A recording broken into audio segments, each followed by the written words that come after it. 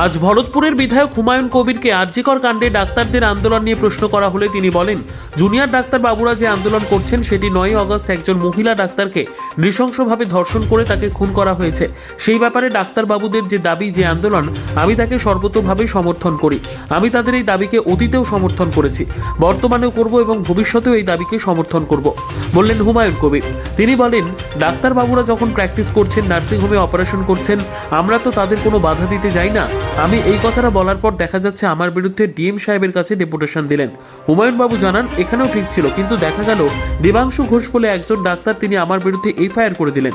সেই এফআইআর আমার বিরুদ্ধে স্টার্ট হয়ে গেছে।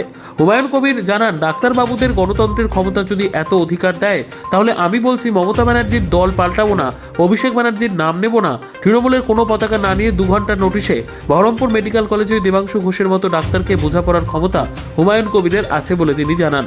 তিনি বলেন, আমার কথা বলাকে কেন্দ্র করে যদি ডাক্তারবাবু আমার নামে নন বেলেবল সেকশনে এফআইআর করতে পারে, তাহলে তার হিসেব নিকেশ করার ক্ষমতা আমার নিজেরই আছে, বললেন হুমায়ুন কবির। তিনি দর্পের সঙ্গে বলেন, আমি একমাত্র উপরওয়ালাকে ভয় পাই, আমি অত দুর্বল নই। হুমায়ুন কবির আজ যে সাংবাদিক বৈঠক থেকে ডাক্তারদের উদ্দেশ্যে বলেন, আমাকে পথে নামাবেন না, আর আমাকে যদি নামতে হয়, আমি যখন আমার নিজের স্ট্যান্ড নিয়ে নামবো, সেদিন আমি কোনো বাধা মানব না, আমি বাধা অতিক্রম করে এর মোকাবিলা করব, এটাই আমার সাফ কথা। কোন সাহসে একজন ডাক্তার, তাকে নাম ধরে তো বলেনি, দেবাংশু ঘোষ কেন আমার বিরুদ্ধে ডাইরেক্ট এফআইআর করলেন? কেন আমাকে আজকে নন বেলেবল সেকশনে বহরমপুর পিএসএ এফআইআর আসামি হতে হলো? পুলিশ তো আপনাদের, পুলিশ আমার কি দেবে? পুলিশ নিরপেক্ষ দেবে। একজন এফআইআর করেছে, পুলিশ তার ডিউটি পালন করেছে। আমি তো, যে আমার বিরুদ্ধে কমপ্লেন করেছে, আমি তো তাকে ধরবো।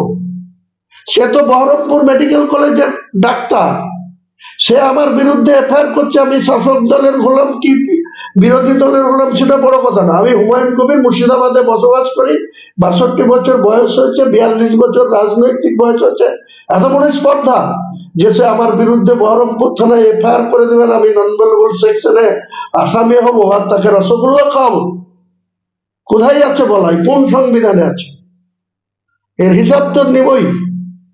আমি কখন যাব, কিভাবে যাব, তাদের ফল্ট কিভাবে ধরবো, ধরে প্রমাণ করে মিডিয়াকে প্রমাণ করে দেবো যে তারা সরকারি জায়গায় এসি চালিয়ে, সরকারের বিলে ফ্যানে হাওয়া খেয়ে সেখানে কি ধরনের আচরণ রুগীদের সঙ্গে করে, প্রমাণ করে দেবো। আমরা প্র্যাকটিক্যাল লোক। আর অন্য প্রসঙ্গে দাদা বলছি যে মহালয়ার দিন জুনিয়র ডাক্তাররা মহা মিছিল করবে বলছেন, যত খুশি করুক, যত মহা মিছিল করবে। এরা যদি 1000 লোকের মিছিল করে, আমি তারপরের দিন 5000 লোকের মিছিল করবো, যে ওদেরকে ঘিরে ওখানে রেখে দেবো মেডিকেল কলেজ। হিম্মত থাকে তো আমার সাথে লড়বে, করুক। যেদিন করবে তার 2 দিনের মাথায় করব। মেডিকেল কলেজ ঘেরাও করে রাখবো। আমার নেত্রী আমাকে নিষেধ করবে, কিন্তু তাও শুনবো না। আমার অধিকার খর্ব হলে আমি কোনো জায়গাতেই আপোষ করবো না।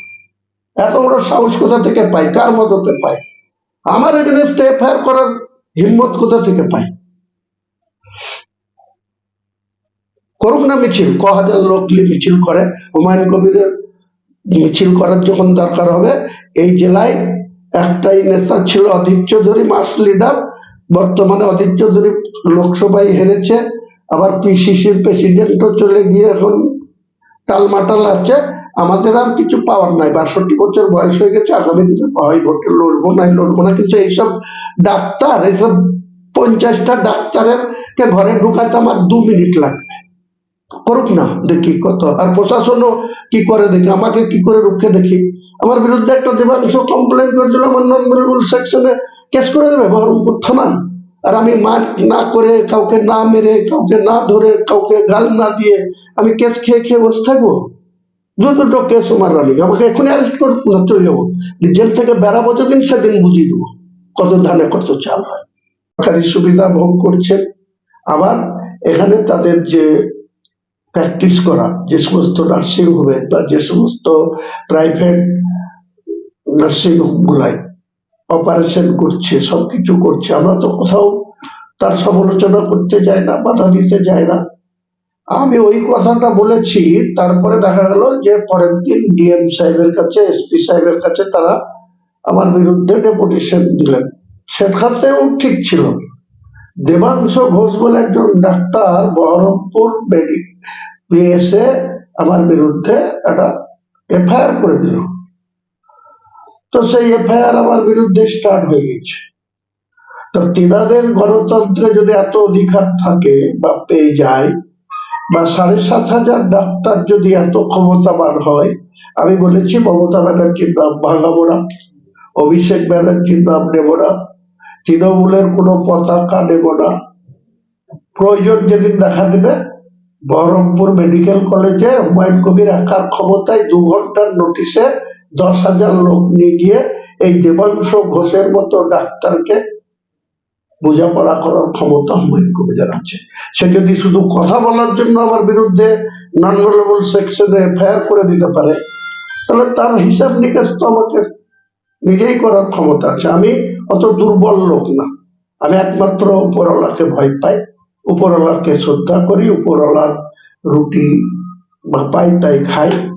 আমি দল করি বলে মুখ্যমন্ত্রী অনেক নমনীয়তা দেখাচ্ছে।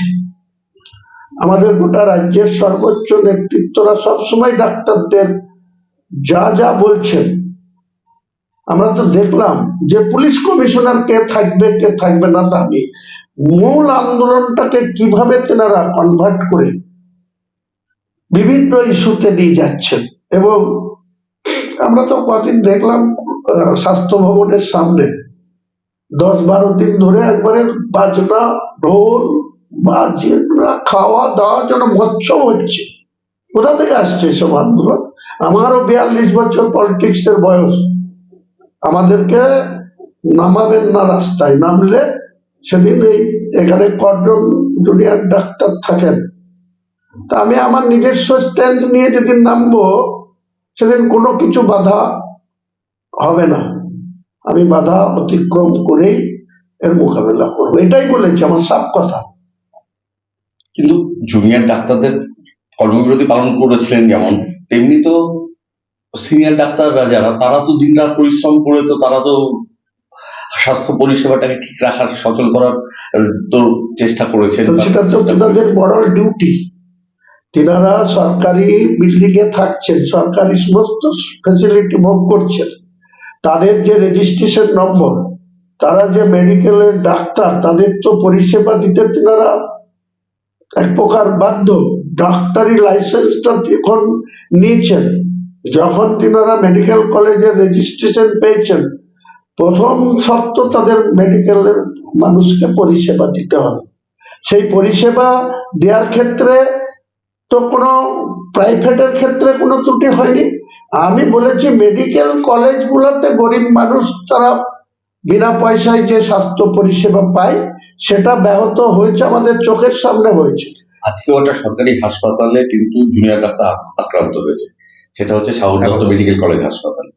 মহিলা চিকিৎসকদের মারধর করা হচ্ছে রোগীর পরিবারের লোকজন, এবং থ্রেটনিং দেয় যে আর্যিকর বানিয়ে দেবো।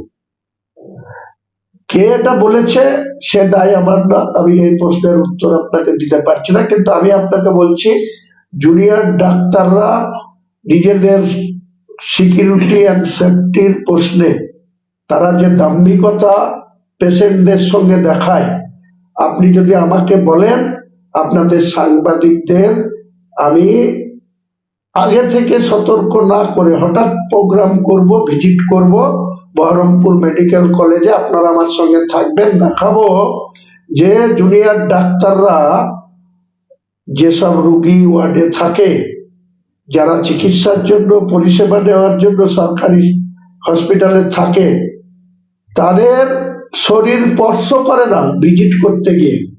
ওখানে নার্সদের চেয়ার টেবিলে গিয়ে বসে সিগারেট ফুকে ফুকে প্রেসক্রিপশন করে দিয়ে চলে আসে। ওদের কাছে শিখতে হবে আমাকে, রাজনীতিও শিখবো না, আর মানুষের পরিষেবা কোথায় পেতে পারে, কিভাবে পেতে পারে। আপনাদের মতো দায়িত্বশীল